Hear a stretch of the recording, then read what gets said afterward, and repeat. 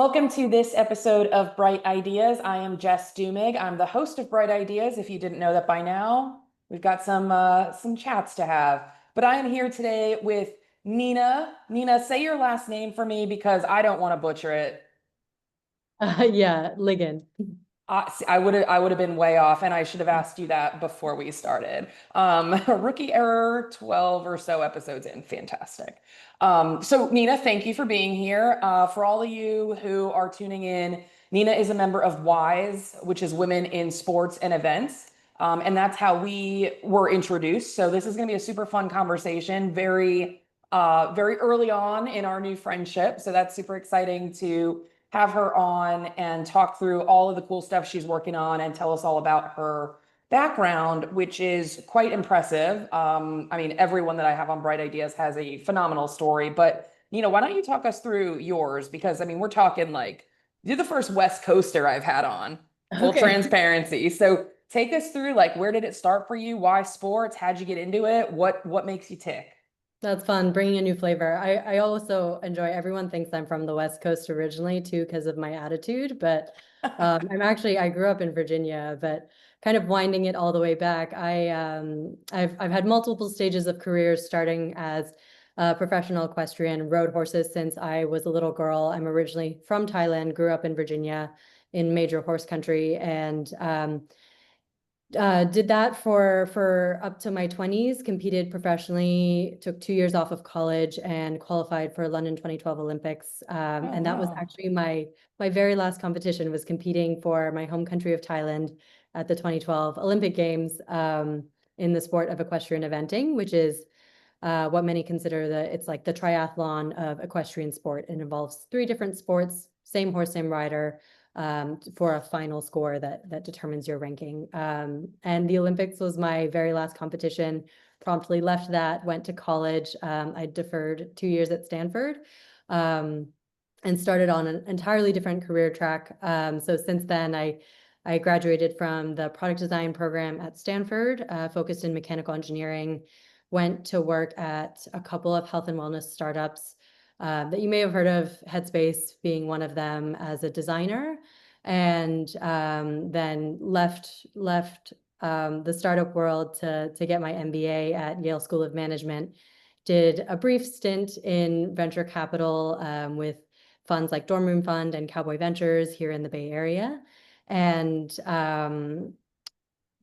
spent a couple years in management consulting, and most recently have left management consulting and am building a new sportswear brand for women athletes. We build sportswear for powerful women, encouraging girls and women to get in the game and stay in the game, through building confidence and ensuring that they have athletic wear that helps them perform at their best.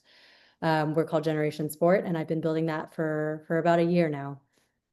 Very cool. So you're literally bi-coastal and every coast, Yeah. I feel like, right? So Thailand to the East Coast, to the West Yeah. Coast, to London, back over here to the West and then to the East. And now you're based in the Bay Area now, I am. in Oakland, San Francisco area. Yep.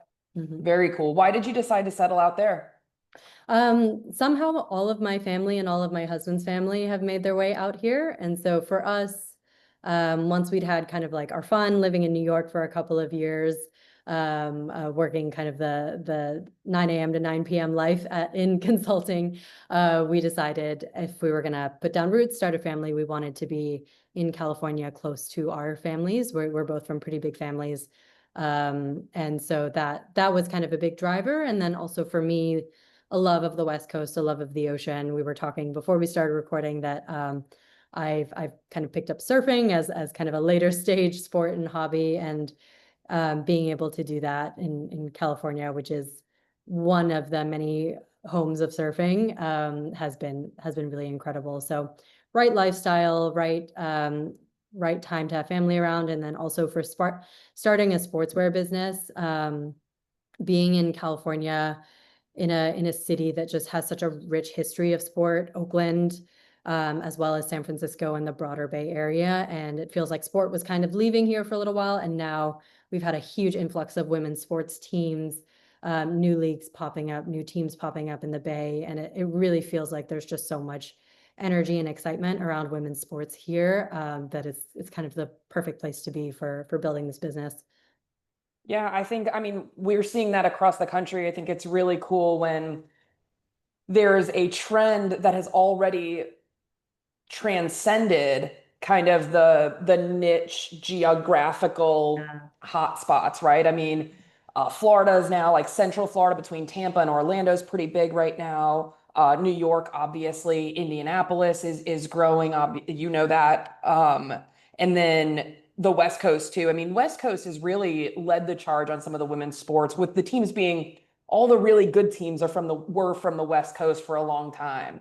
They were Uh-huh. really doing a good job at curating talent out there. And then it's been kind of making a west to east migration, which is kind of cool. Being an East Coaster myself, I usually see it go the other way. But for women's Yeah. sports, it's kind of hit, West Coast, then like middle America and the Kansas City area is a big one. And then now like Midwest. And now the East Coast is just kind of picking up tremendously. So it's great to see that. What made you jump into like clothing and apparel design? Because Yeah. it's a big jump from management consulting, but you did say your background was in engineering to some extent and design. So how did you say, you know what, I think it's women's clothing? Yeah, I think part of it comes from, like you said, my background is in design, and it's from mechanical engineering and hardware design, but also the program I came up through was really focused on human-centered design. So looking at the world and seeing where are the problems and where do I think I can kind of leverage my skill set to help solve these problems. For me, the move into the sportswear space in general was very personal, stemmed from my own experiences, especially as a teen athlete growing up. I was both an equestrian, like I said, but also a gymnast. And especially with gymnastics, your body is so on display. And at the Yeah. time, this was like kind of early 2000s. Um, we didn't have a ton of role models that looked like me as a gymnast growing up that were my build. I put on muscle a lot faster than most of the girls hitting puberty at the same time as me. I was often told by coaches and kind of had, random people commenting that I didn't really have the body to be a gymnast, that I was a little too big. And as a young girl, that really shapes your entire identity, your self-worth. Hearing that is, a great way to shut girls off from sport. And as I was reflecting on my own journey, I came across a very kind of interesting and alarming stat that 45% of girls will drop out of sport by the age of 14 due to low body confidence. And just Wow. that really stuck with me, because for me, I was almost one of those girls. For me, whether it was the media, my coaches, these, magazine covers that were all about weight loss and looking thin and trim and lean in order to be an athlete, really made me feel like I didn't have the body to be an athlete, and that was going to be a barrier. And just made me very self-conscious of wanting to be out in front of people. Athletics is a lot of performance.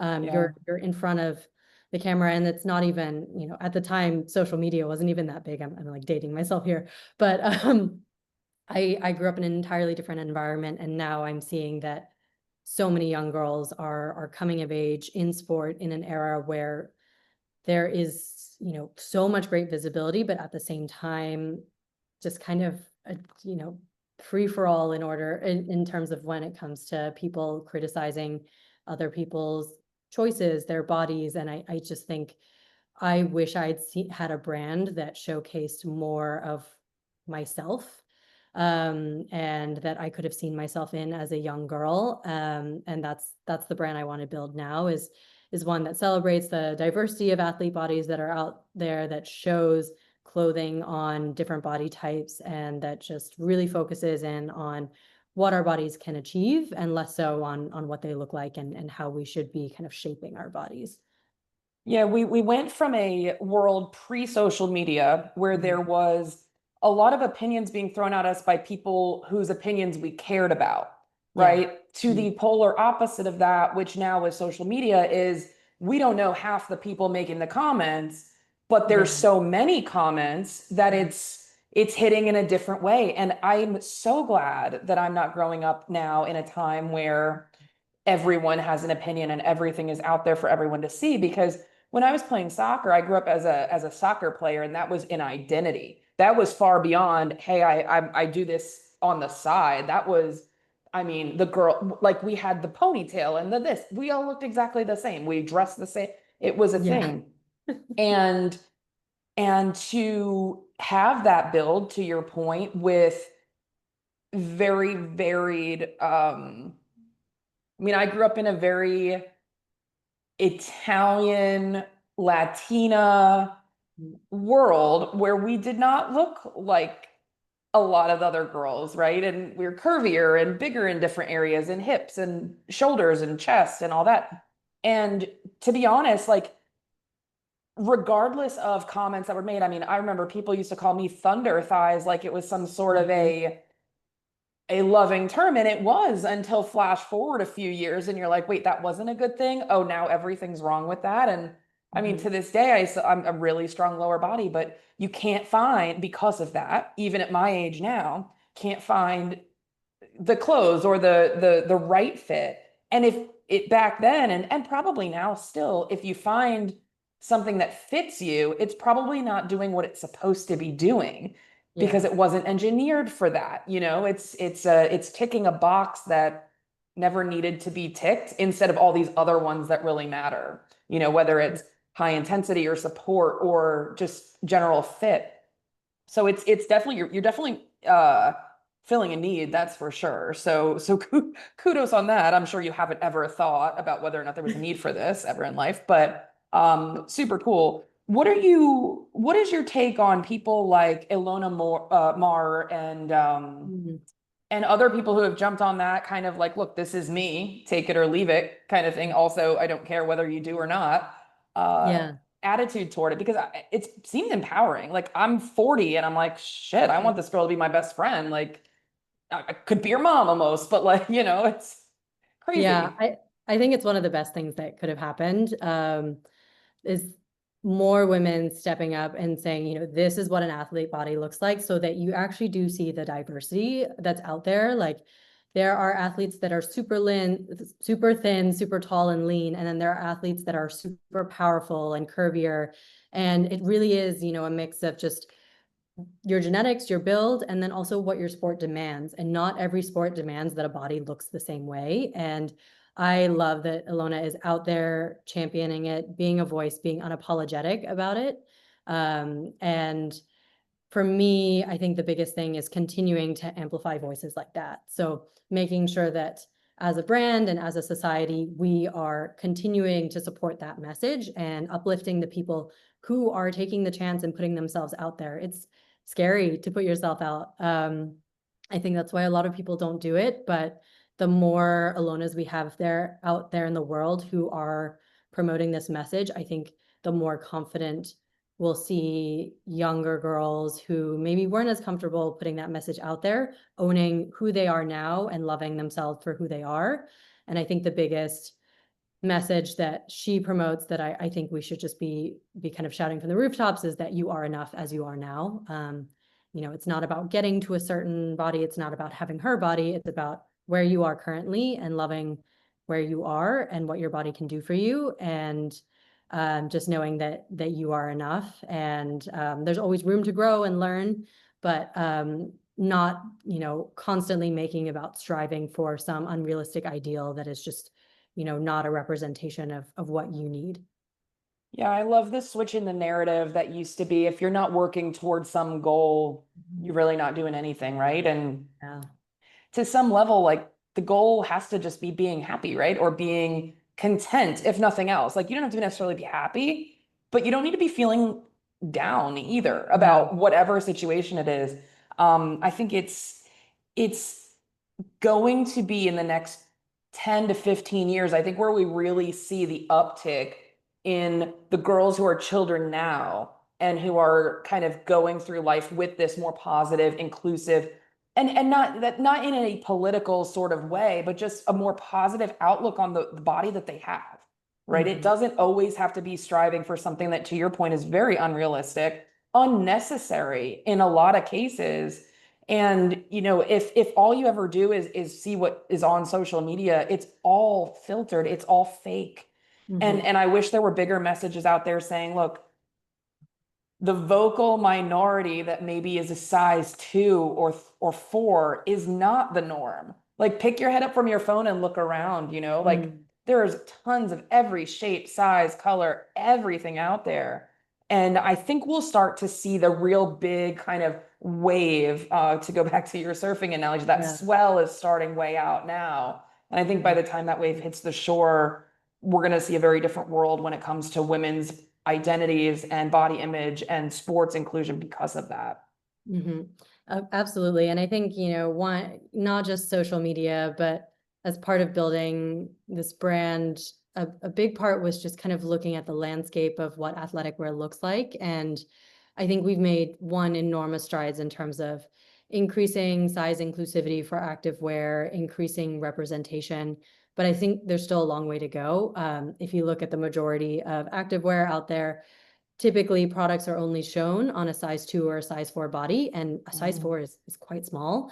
And that is not, kind of anywhere in the range of just like an average or a normal. And so I think one thing that we really found talking to athletes and women was it's so hard to shop for something if you see it on a body type that is different from yours and you're not seeing it on your body, or they're constantly selling out of the size 10, 12, 14, and it's never available. Then Right.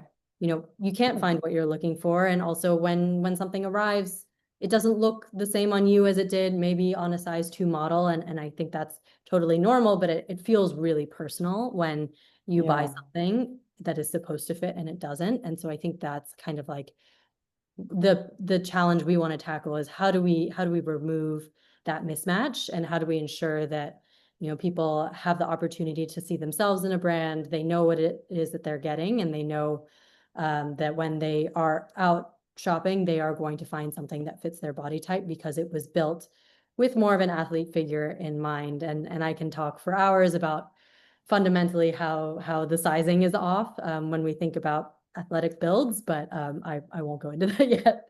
Well, it's funny you mention that because I'll tell you this, and as an adult woman, I have to wear, if I go to certain brands, I have to wear a size that I never would ever have to wear in a normal world, right? I may be in a large t-shirt or extra large t-shirt, and I have to wear a sports bra that's 3X, which is, Mm, it's stupid just right mhm, off the bat, but also it's like, what does that do? Like, luckily I'm strong and like confident enough to be like, whatever it is, I don't care as long as it fits. But a mhm. 3X makes me want to like jump off a bridge. And it's, I mean, not really, but kind of. Yeah. And you're just like, this can't be good. Because I've seen Mm, plenty of 16-year-olds that are my size. So some 16-year-old has to wear a 3X. Like, mhm. my goodness, I wish we could do away with even just the nomenclature therein, and Mm, say, no, you're not a size 18, honey. Like you're just a rugby style body or yeah. something. I wish it could be more Uh-huh. like representative that way, but it's good to know that there's people like you that are out there tackling the issues, Mhm. that I think are so important. So this comes obviously from your background and being the athlete, but how do you maintain that, right? How do you keep Mhm. waking up in the morning, so to speak? Like, how does it keep getting you out of bed? Oh gosh, yeah. I think it comes in waves. There's days when it's so easy where it's like, wow, I feel incredibly lucky. I have the opportunity to, one, kind of be building my own business, to own my schedule, to own where I want to take this, and to be building in a space that is really deeply meaningful for me and would have been something that I wish I could have had as a young girl, but also something that I wish I had now. Like, I got started in this because I literally couldn't find running shorts that I didn't chafe in. And so I only run in leggings. And so I was like, you know what? Mm, Maybe I try designing my own shorts that I can finally run in. And so being able to actually build the thing that I need for myself is really exciting. And to know that in all these conversations, this resonates with other people as well. So I think mission is a big part. And then there are days when it's really difficult and it's like, it seems like a mountain that I can't climb, and I have no idea, there's no real roadmap. I'm making things up as I go. I'm figuring things out. I don't know what's going to work and what isn't.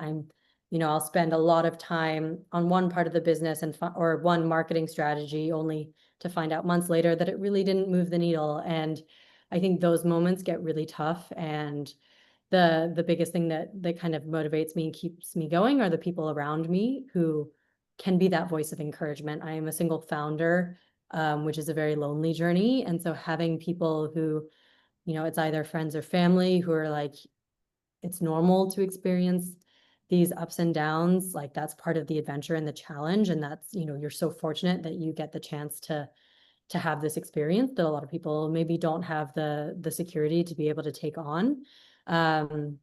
Or it's our brand ambassadors and people who have kind of gotten on board and cheerlead us and champion us and are like, no, what you're building is something that I've been looking for. I think hearing those stories really helps to bring you back to why you're building it. And what I find sometimes, we're such a data-driven society now, and data is incredibly important, but I think sometimes we lose hold of the individual stories, and stories are what really kind of shape us as people.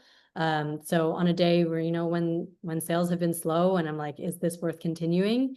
Going and talking to someone who's a customer or hearing the story of someone who's struggled with the same things I struggled with can be a lot more impactful than just looking at the numbers. So sometimes realizing like the human of it all, that in the end, we're doing this if we can help one person feel better and feel more comfortable in their skin and feel like we are a brand that is listening and trying to build a future that they want to see. Sometimes that can be so much more motivating than just always looking at the numbers. How many followers do we have? How many sales have we had? I think that can sometimes feel really overwhelming, especially when everyone's telling you as a new founder, like, you must be data driven all the time. I think getting back to the human and the why of it is a lot of what helps me keep going. Yeah, I love that, because I think that there's a couple things I took from that. One is that obviously the people side of it is something it's so easy to lose track of, right? Because you do get in the weeds as the founder. Everything is on your shoulders, and it's the double-edged sword of going into business for yourself, right? Yes, you get to own your schedule, make your own hours, all of that. But that's hard. That's hard to do when you have total control and you need a break and you're like, but I have to stick to this. Like I have to get a new follower but you got to remember it's still the real world. It's still life. And I think another message that I take from that, just putting like flipping my hat a little bit and saying, all right, so if I'm working for a founder, right? If I'm an employee at a startup or at a new brand, you got to take into consideration that the person who is employing you is going through these ups and downs, right? And it's so hard to get caught up in, oh, this was supposed to be fun. Oh, this was, I signed up for this and now it's this. And it's like, right, but it's a startup. And people are in charge are either up against investor expectations or this up and down of, is it even worth to keep going? Where are all the numbers coming from? How am I capitalizing on every minute of my day? Oh, I'm kind of down today, but I can't show it to this other person who's doing my marketing or whatever it is. And I think there's grace to be had on both sides of that, right? Knowing that the person you signed up to work with or work for or be around even is experiencing this, and that they need a break also. Yeah. But at the same time, oh, go ahead, sorry. Oh, I was just going to say, I totally agree. Having worked at Series A startups before and, had my own gripes about, oh, like, why is the founder doing this? They should be doing something else, or like, why have things changed? And now being on the flip side, kind of really understanding just how complex it is to build something, and how much I think pressure founders put on themselves. And I do think there's a little bit of a like behind the curtain idea where a lot of people and founders we're not comfortable with sharing when things aren't going right, because we're like, Yeah. oh, it's our job to inspire people and to make sure all the employees feel like everything's great. And I do think actually like pulling back the curtain sometimes is helpful, and just being like, look, here's here's the reality of what's going on. Stuff isn't always perfect. And I've found that especially people who like to join early startups and want to be in that environment sometimes really appreciate that and are the kind of people that are like, okay, let's roll up our sleeves and solve this problem because you're not alone. And bringing them into that, I've found has been really helpful. And not always trying to hide and make sure that everything seems perfect on the surface. Yeah, I would say that it's almost doing a disservice to anyone that you do have around when you're hiding it all the time. And I say that because, people who join startups and that sort of thing, and you, like you said, you've been around them, I've been around them on the tech side, and it's like there are certain people who join an early level startup, an early stage startup. You don't do it because you are looking for stability and security. That's just not what you do. Yeah. And chances are you're in it to learn and to hopefully find a some idea that you have and you want to learn from what this founder's doing and then at some point maybe move on and do your own thing. If we as leaders and owners and founders and whatever are not showing that other side of the coin, that person is going to fail, right? Mhm. Or maybe not going to, but they're not seeing the full picture. They're Mhm. seeing the part that's on social media after you've made $1 billion, right? They're seeing the good part that looks amazing because you're overly curating it to make sure you don't seem not okay. Mhm. And I think that that's really important for people to see and understand that again, like what you see is only ever half the story. It's a duck on water, Yeah. right? They're not moving around by just sitting there smiling. Those little feet are going, Yeah. and if you don't see that, you think all they do is float around all day, and Mhm. it's just not the case. Absolutely. It's really like de-glamorizing it and showing, especially, for, like you said, for anyone who wants to start their own business, recognizing that like it's totally normal that probably 70-80% of the time it's not fun. It's not glamorous. Things are going wrong. You feel like you're kind of just barely staying above the surface, constantly putting out fires, Yeah. even if it looks kind of glamorous on the outside. And I think for me, having, founders who share, seeing founders share on LinkedIn, seeing them talk about it more, of just like the really hard parts, even when it looks like they're doing so well. Um, I think that really helps me feel like, oh, maybe not in such a bad place as where I think I am, and I'm not catastrophizing as much.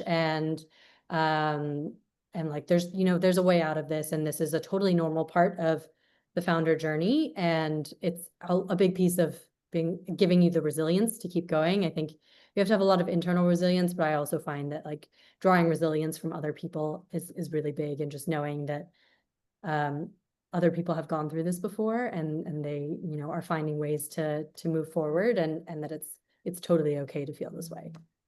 Yeah, I would almost say we should never go on LinkedIn, right? I mean, I've never felt Sometimes, less yeah. successful than when I go on LinkedIn. I'm like, wow, I'm doing nothing with my life. But Hmm. I have a story. I was talking to someone who's a commissioner of one of the conferences in college athletics, and I was talking to him, and he said, completely unsolicited, just in conversation, he goes, "Man, I was on LinkedIn." And mind you, this guy's successful commissioner of a conference 50s-ish years Hmm. old, has had a good career. And he goes, I've never felt so bad than when I go on LinkedIn. I feel like I'm not doing anything with my life. And I was like, what? Me too. And I Yeah. obviously, that kind of evolved, but it's so crazy how one post of someone we don't know, don't care about, don't know why they're even on our feed is all of a sudden derailing any bit of self like confidence we've had. Yeah. And to your point, like seeing and talking about the failures or even the setbacks, right? Just as much as the successes and the hockey sticks in the numbers is so important. And I think I read a stat the other day that just like 8 minutes of talking to another human rather than just scrolling is like completely regenerative for your mind. And I'm Yeah. like, well, all right, sounds good to me. Where do I More find more someone to face to talk face. to? Yeah. No, I totally hear that. And I got a great piece of advice in terms of, it's always tempting to be looking around. And I always love like looking around comparison. I think that's like an athlete issue too, maybe. True. But I think kind of as a society, we do tend to look to others to kind of often define our self-worth. And I got some really good advice too, was that, half the time when you're looking and you're like, oh gosh, this person is doing so well, a lot of times it's not even the job or what they're doing that is kind of what you're looking at and wishing that you had, but a lot more you're seeing, the story of their alignment and that, their alignment between their career, their job, their storytelling, that is what's really making you feel like, oh, I wish I had that level of alignment. And instead of focusing on what their story is, turning a little bit more inward and thinking, really thinking about what is my story, what makes me unique, can really help to kind of break you out of that cycle. And for me, that's been really helpful of not looking at like, how can I be this person, but okay, how, like I've seen the story that this person's telling and it's really inspiring. What is my version of this story and what is inspiring to me? Yeah, I love that. A friend of mine had similar advice, but a little different in that she was like, "Look, I don't understand what you don't see when you look at yourself." And she's like, "You did this, you did this." Da, da, da. I was like, "Well, shit. You're Yeah. right. I did do all that. Like, thanks for reminding me because it's so fast that we forget or we just are on to the next, right? Yeah. Whatever we've done." And I had this idea and we're both a member of Wise, which is great for networking and it's really cool. But I would love to have like a Wise event where whether it's virtual or otherwise, you pitch someone else, right? You like get Cool. on if it's online or if it's in person, whatever, you spend 5 minutes with this person or 10 minutes, 5 and 5, you tell each other your own story. And then you take like 2 minutes to let them do their own research. And then we all come back together and we pitch the person that we just talked to, I love right? that. I, Instead I of would me be at that telling you all event. about me, let me tell everyone about you and you tell everyone about me. And then it's like, well, okay, it's Yeah. just a whole different world. I think that would be such a fun event to do. Because sometimes other people do tell our stories better than we do. Yeah. We're sitting here trying to wordsmith and make it sound a certain way, and really it's just like she kicks ass. You want something done? Call her. The end. Yeah. It's like, oh, okay, I'll call her. Thanks. That's all it takes. Yeah. If that event happens, I will be there. Maybe for your next podcast guest, you guys switch roles and introduce each other. That would be super cool. Maybe we will do that. I love that. But yeah, it's so interesting when we start looking at all of the different dynamics that play a role in our lives, whether it's women or men or colleagues or acquaintances. I mean, I've had people where I've met them for the first time and we're just now like, how were we not best friends, right? Like Yeah. it's so cool and you take it for granted sometimes. And I think COVID taking us out of this social environment really had more effects than anyone is knew then or could have predicted from a social engagement perspective. I Mhm. totally get wanting to work from home and not commute or whatever, but I really wish it didn't go quite as extreme as it did because I do find that there is so much value to being around other people.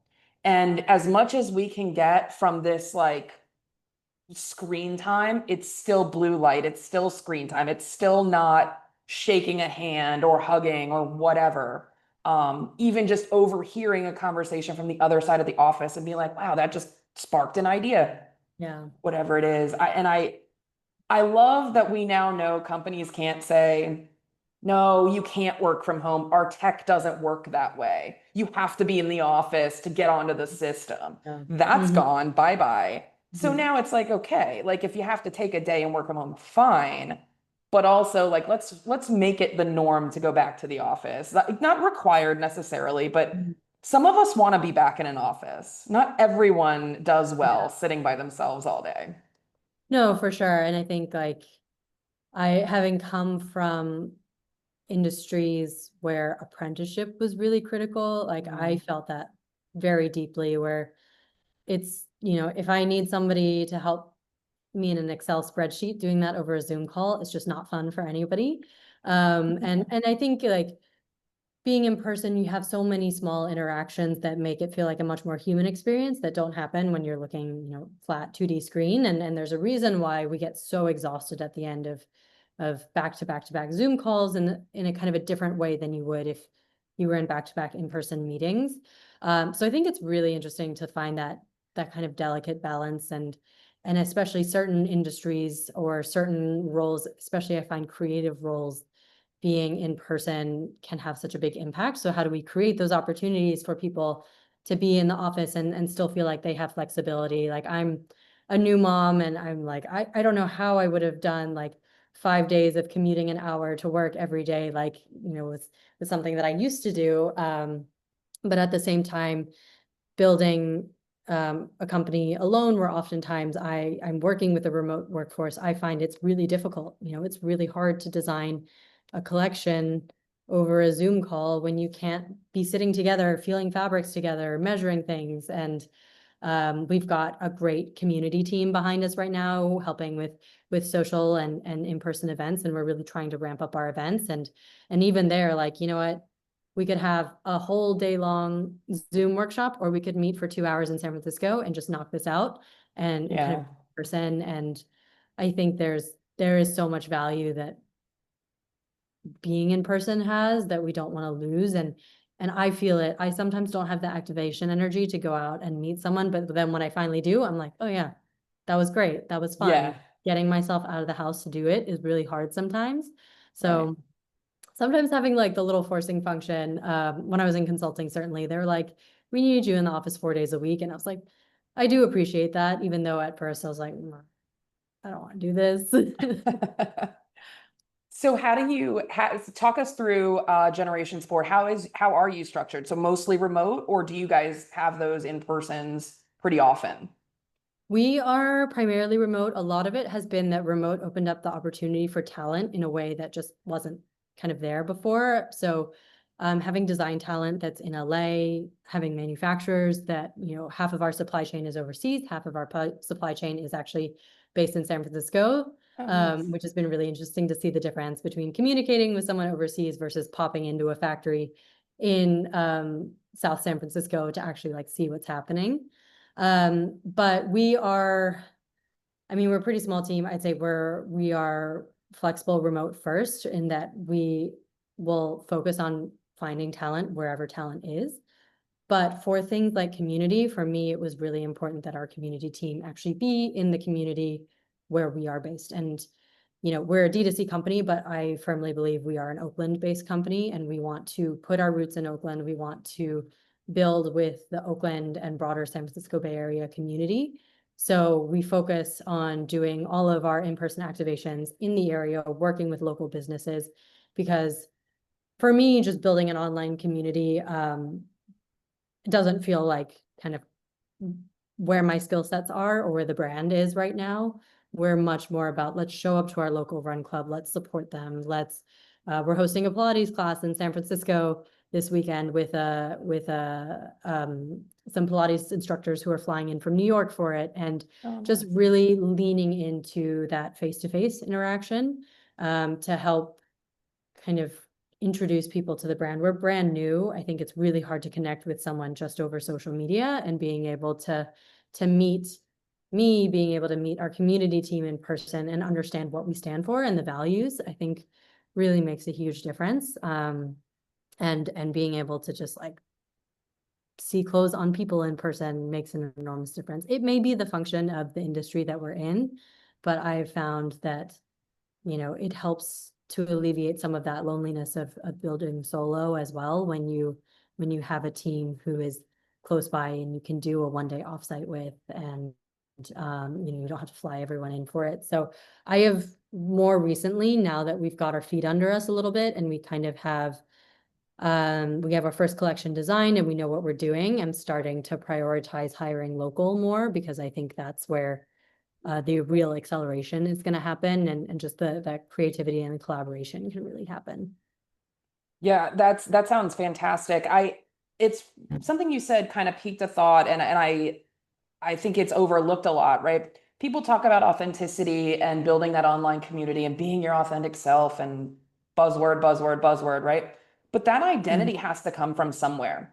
Right. So I love what you're doing with a quasi grassroots, right? Because you are staying local and you're going to some of the smaller classes, but on a larger scale with, the different legs that you have that go out into the other communities. And I feel like as you build out your social presence more and more, you're going to have the ability to reference back that identity that is Mhm. Oakland based in the community and all that. Again, it goes back to other people telling your story for you, right? So if that person who's in Oakland attends one of these classes, feels the fabric, meets you, and then all of a sudden is like, hey, every friend I know, because we all played sports together or whatever, you need to buy this because A, I said so, and B, it's great, but it's based on his or her, I guess, her affinity to what you're doing locally. I think that's going to be Yeah. super successful. And I would encourage you definitely to keep a very close eye on that data.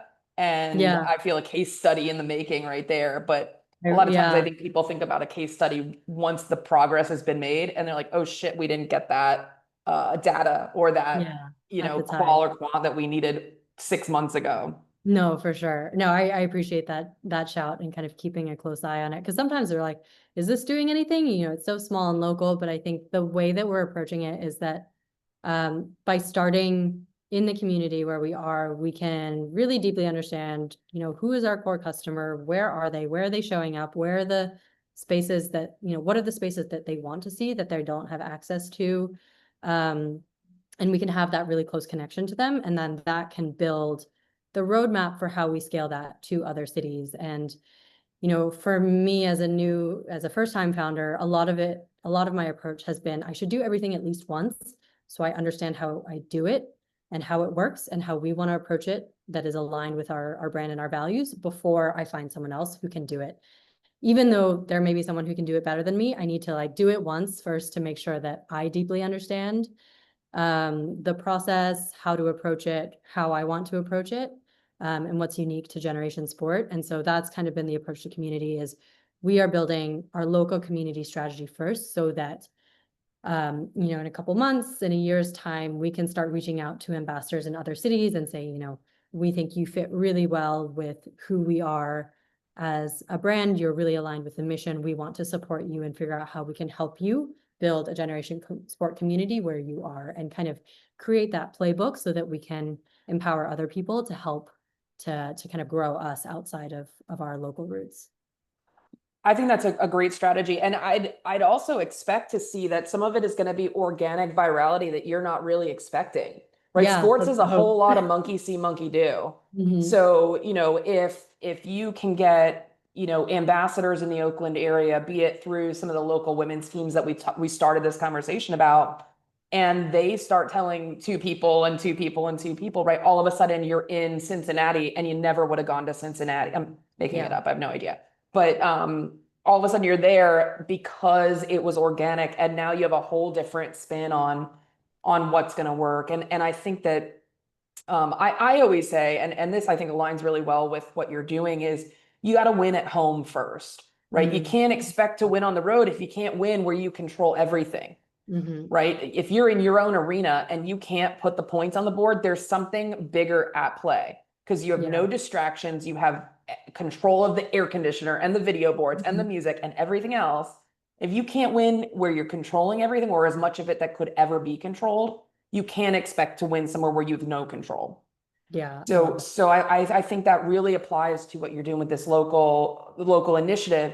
And look, sports is one thing where if it works, people are telling other people, Mhm. especially when there's a lacking in the sports space or in the Yeah. space for the gear or the apparel or the whatever it happens to be. So I think you're going to be super successful with this because, my opinion is so indicative, I but like it. I like your thinking. totally. But anything I can do to help promote it, by all means, will certainly tag everything in the write-ups that go with Yeah. this video. And I mean, I got to tell you, I can't wait to see what Generation Sport does because I really do think it's filling a hole. I don't say things like that because I want to, blow smoke at you. There's no need for it. But I think it's really cool. And I hope it accomplishes, everything that you set out to accomplish. How should people get in touch with you? Obviously, if they're in the Oakland area, like get Yeah. in touch, maybe there's a job to be had, but how can people help who might be watching this movie, this movie? Yeah, this podcast. It feels like a movie. Life sometimes feels like a movie. Sure. No, definitely if you're in the SF Bay area, reach out. Our email is hello@generationsport.co, not .com, .co. And otherwise follow us on our socials at generationsport.co on Instagram or Generation Sport on TikTok. We like to do a lot of community-driven development. So I think the biggest thing for us is getting feedback, DM us, comment, what do you want to see that's different in sportswear? The great part is we are in the early stages still. We've designed one collection. We're starting to think about our next. And we're really focused on what are those kind of critical problems that we want to solve. Fit being one, but also, do you hate front seams in leggings? Do you also struggle to find shorts that don't like ride up your legs when you're running? These are the problems that we want to hear about so that we know kind of where we want to focus to build next.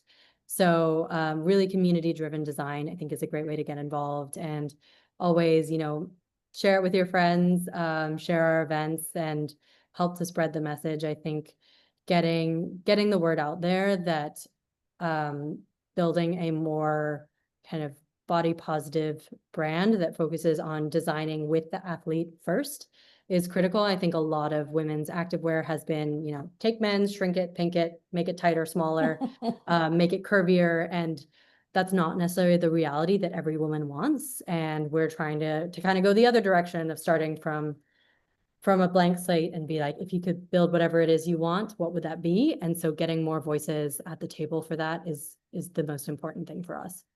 I love it. I can tell you sometimes when I go, I'm like, I need function, not form. Like Yeah. I need it to work. I don't care if it's purple or highlighter yellow. Like Mhm. I don't care. And guess what? I'm never wearing it with just that. So Yeah, there's actually, always all something those else. crazy colors are just going to show through my t-shirt. Like Mhm. 90% of people at the gym wear. There's like five people just walking around in a sports bra Mhm. and shorts. Like, come on. So I love that idea. What another great one. Mhm. Well, Nina, thank you so much. We'll make sure everybody gets in Mhm. touch as they can, and certainly you ship domestic, of course, right? Everything's D So, to C. mhm. Yeah, Perfect. we ship across the US.